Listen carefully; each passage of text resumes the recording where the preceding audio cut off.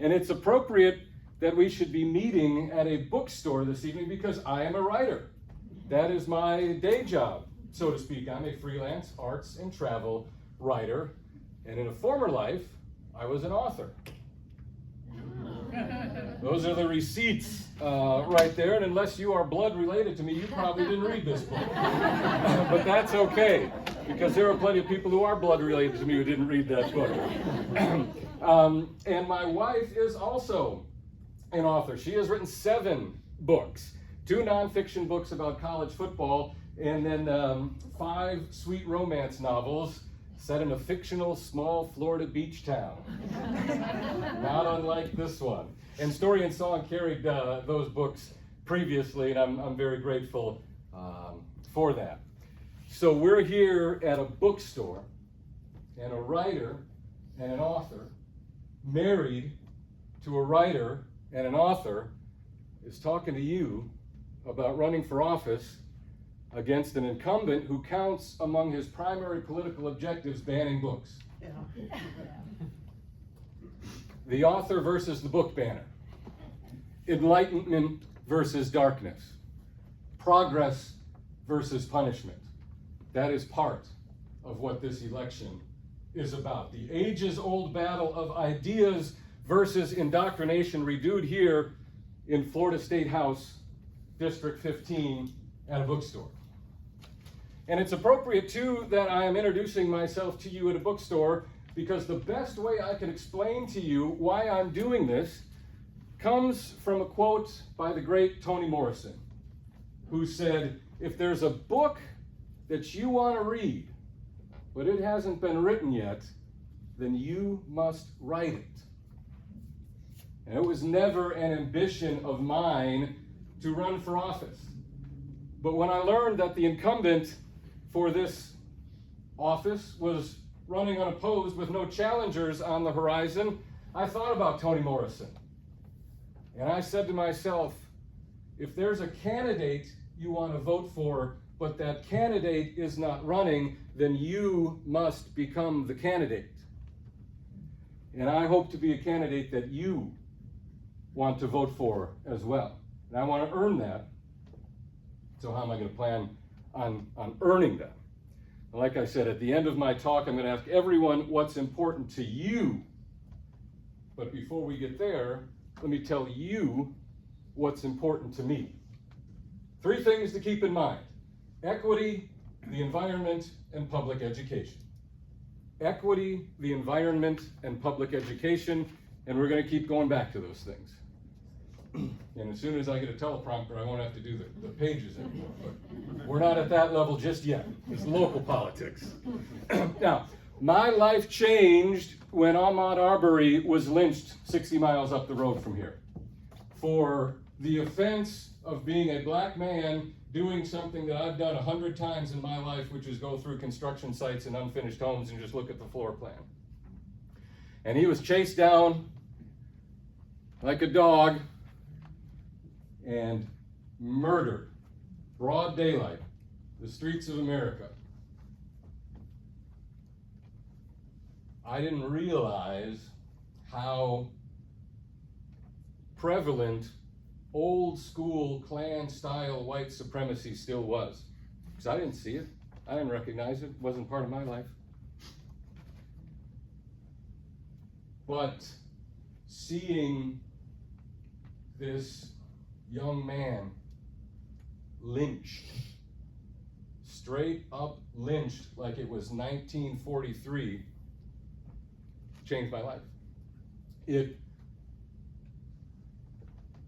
awoken me to a reality I had not seen before. So I committed myself then for the rest of my life to fighting for civil rights, to opposing white supremacy, and to advancing social justice. I am running to fight for everyone's rights in an increasingly autocratic Florida, an increasingly regressive Florida, an increasingly cruel state where the government is targeting the most already marginalized among us for oppression and hostility and abuse and blaming them on top of it for all of your problems. I am running and fighting for Haitian immigrants and drag queens and trans kids. I am running for outdoor workers who the state removed shade breaks from. Now, it's not enough that these guys do the most exhausting work in this state. The state government wants them to suffer while doing it. Imagine that. Thank you. Imagine that. The state legislature thought it was important enough for them to make sure that no municipality allowed shade breaks for employees. It gets worse, oh my God. I'm running for the 13-year-old who this state thinks is appropriate to join the workforce. Welcome to Florida, the child labor state. Put that on the billboard as you come into town. Child labor, regression, punishment, politics of cruelty. I'm running for the union school teacher who this state and Dean Black and Ron DeSantis are up there, you know what, about how to do their jobs and what books to teach. I'm running for the women and the black people who are being disenfranchised.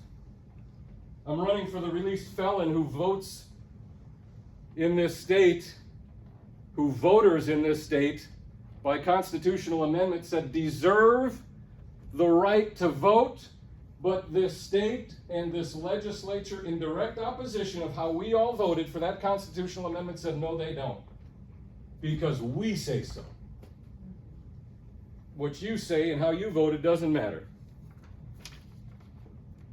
And I'm running for those people abducted and snatched off the streets of America by a Gestapo, stolen from their families without due process and sent to concentration camps here. Those are the people that I am running for. And as your state representative, I will do everything and anything in my power to close those camps. Now,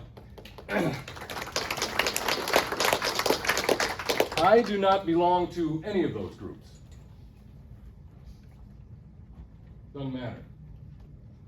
A guiding principle of mine and something I like to share with people is a simple statement: it shouldn't have to happen to you to matter to you. It shouldn't have to happen to you to matter to you. I'm not up here for me.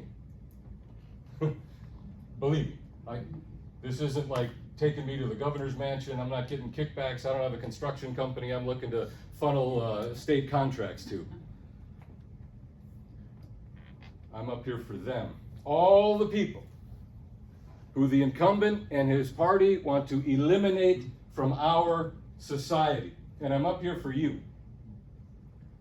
People who the incumbent and his party have made no effort to consider while governing because you don't matter to them at all.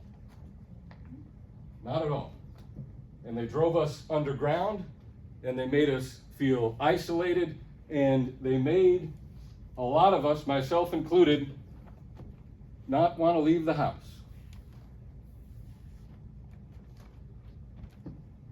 Equity. Equity, Florida for all. Point number one.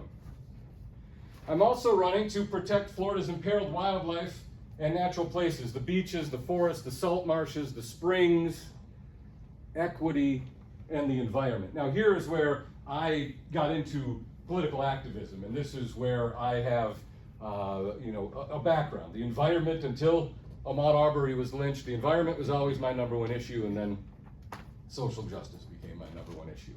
I am the conservation chair for the local chapter of the Florida Native Plant Society.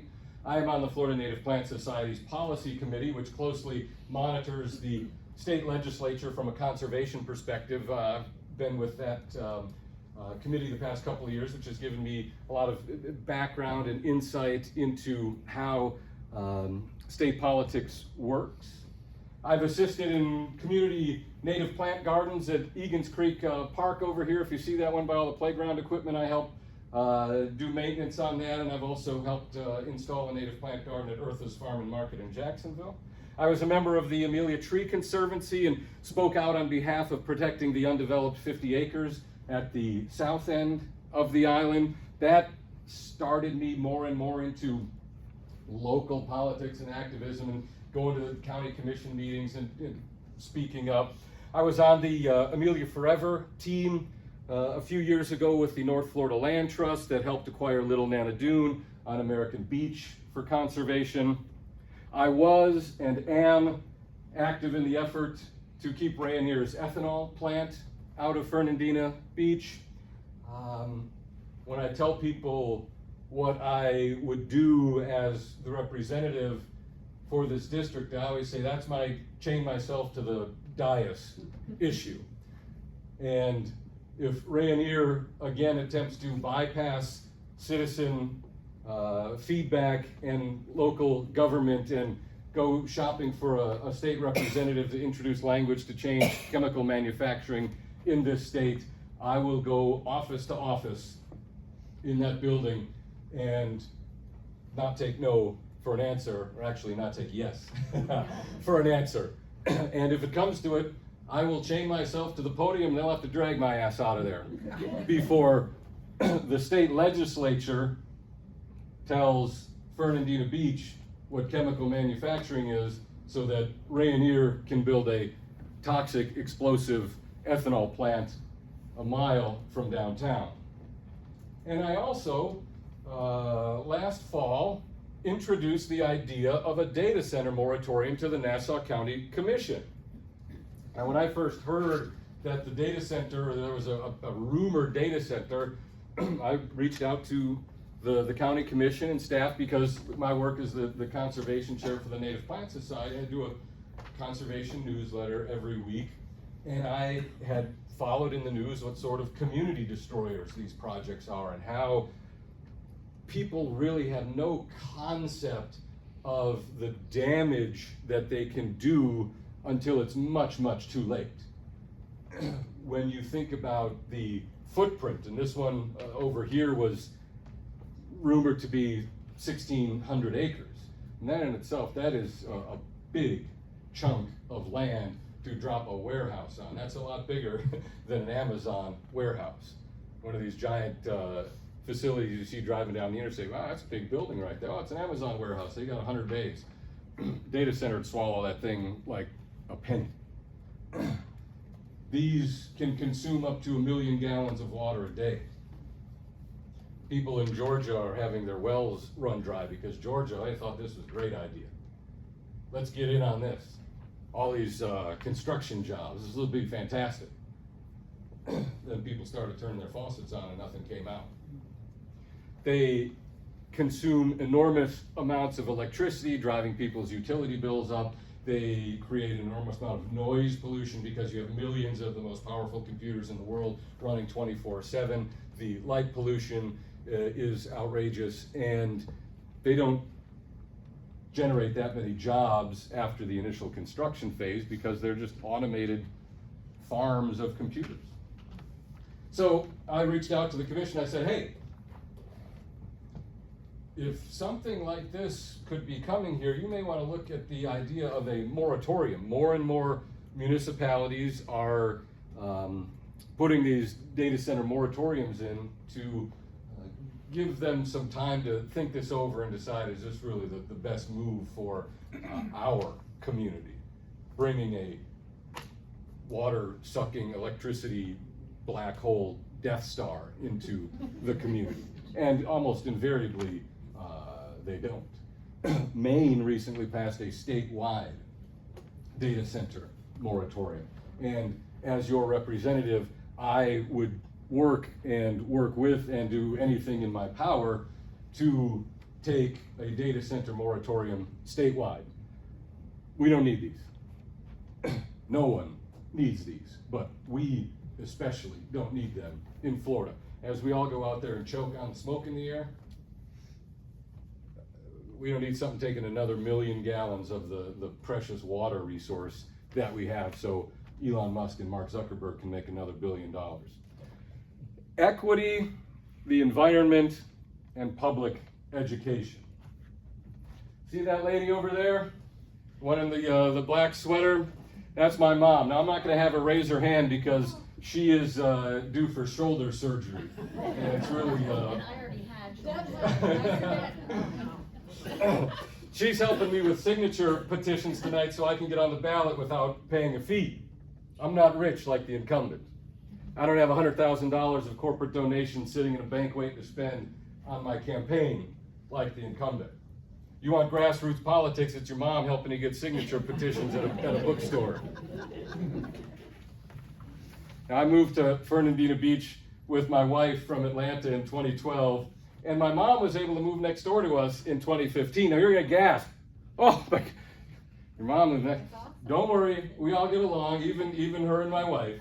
And as we go through this campaign, and it inevitably becomes nasty because that's the nature of the incumbent, you remember that when you hear something terrible about me and you hear about how dangerous and how radical I am, you mean the guy who brought his mom to the event? That's the guy I'm supposed to be afraid of?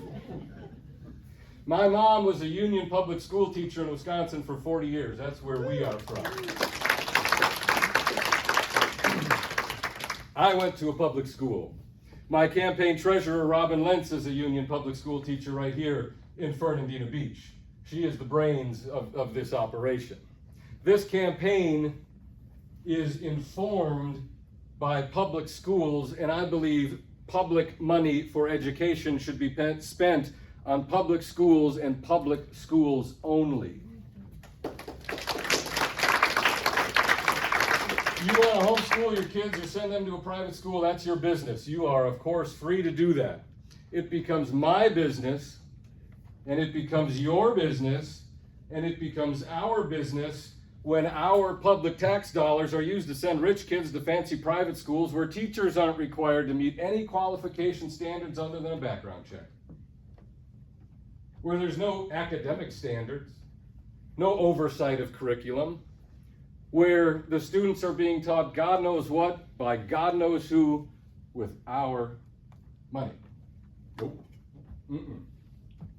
Public money for public schools only. Vouchers are welfare for rich people. If you can afford to send your kids to bowls, you can afford to send your kids to bowls without me subsidizing it. The incumbent in this district, Dean Black, he loves school vouchers. He wants to destroy public education. He'll tell you the government shouldn't be giving handouts to help poor people buy groceries and then turn around and give a lawyer $8,000 to subsidize sending his kid to a private school and not recognize that as welfare. No, that's school choice. No, brother, that's welfare. That's a handout. That is not a hand up, that is a hand out, and it's coming out of your pocket. Vouchers are welfare for rich people. Public money for public schools only. And those public school kids, those public school teachers, the ones who have the teaching certificates, the professionals who are subject to all the standards and testing and who have to take on every kid who comes through that door, no matter what background they have, no matter if they didn't have breakfast this morning, regardless of their aptitude, as they should.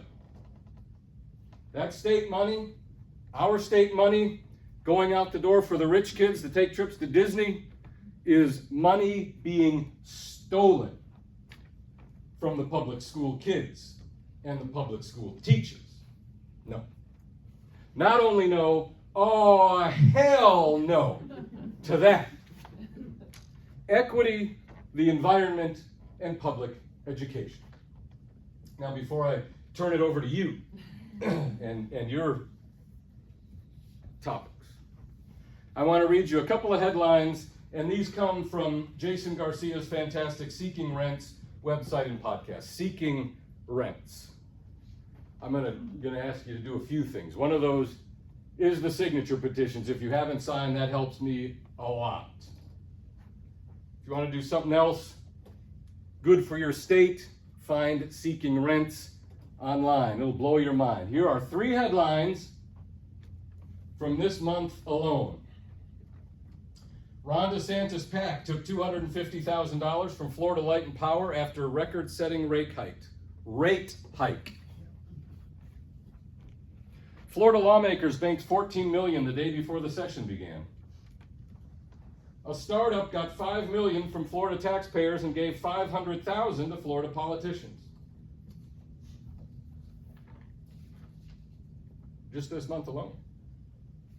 Now we have a remarkable distinction here in Florida. Best state government money can buy. Florida's political system is coin operated. Money goes in, favors come out. Politicians don't listen to voters, they listen to donors, because money wins campaigns generally. We're in a window here where that may not be the case. I don't want to be the politician who refuses to take corporate PAC money, obviously. Corporate PAC money should be out of politics, but that's easy. That's easy to say. I want to be the candidate who doesn't get offered corporate PAC money. Because those corporations and those PACs know their money does not spend with me. I wish manatees and right whales and wood storks and oak trees had PACs. I'd be swimming in big manatee money. But they don't have that power, unfortunately. The manatees would help me if they could, but they can't, so I need your help. I can't do this by myself. I don't want to do this by myself. Change does not come from one person acting alone. It comes from movements, comes from groups like this, communities like the ones Unified have built here. And I need your vote. I do need your vote, the vote of your family, your friends, your neighbors, the people who rely on your insight and advice and know that you follow these issues closely. Don't take it for granted they'll do the right thing. I need your help talking to those people. And I need your help with the signature petitions to get on the ballot without paying a fee, and you can do that over there. And if you want to take some to friends and family, neighbors, please do. I've got a bunch. You can drop off the completed forms at Shady Ladies on 8th Street. They've got a collection box, and they also have blanks if you'd like. And I'll be over there talking Sunday evening at 5 about how my work as an arts writer led me into politics. And of course, I'm happy to talk more after this, but I do want to go around the room, and I am recording this, just your audio, not your video, so if you don't want to share anything, just say